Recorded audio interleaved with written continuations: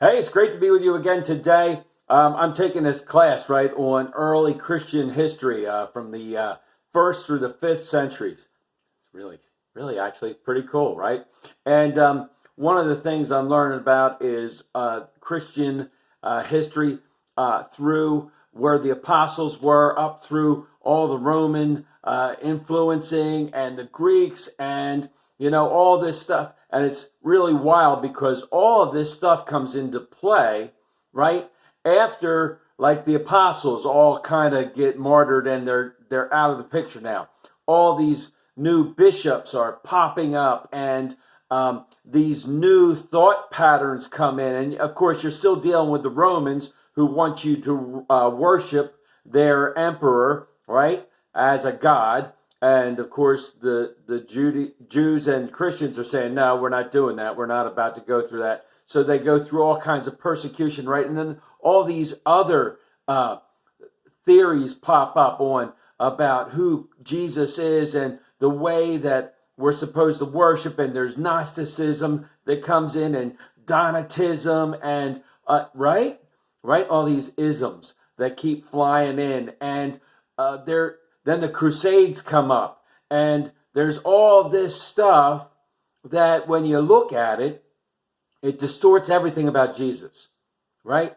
The Crusades, Christians in Western Europe decided that it was time to take the Holy Land back, right? And they march in and they murder and pillage and, right?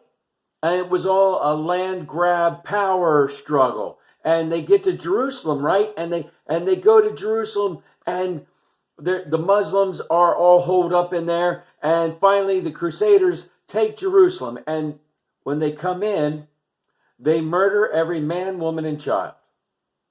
And in the city were Muslims, Jews, and Christians. And they killed every one of them. It's easy to distort Jesus, isn't it? When we only do what we want. It's easy for others who may not be Christians to look at us and go, man, if that's what Christianity's all about, I don't want anything to do with it. If that's what Christianity's about, the Crusades, I don't want anything to do with it. And so we have to remember that we are role models for Christ wherever we go. If we claim to be Christians, we need to make sure that we're following Jesus, that we're pointing others to Jesus. Because what happens is sometimes we start to look at other Christians or pastors or really great speakers and we go, oh man, I love that guy, I'm going to follow him. And other people start to look at that and, oh, I'm going to follow him. And when we do that, we fail. Because humans will fail. You know, when Jesus was walking on the water and Peter jumped out of the boat, as long as he kept his eyes on Jesus, he could walk on the water.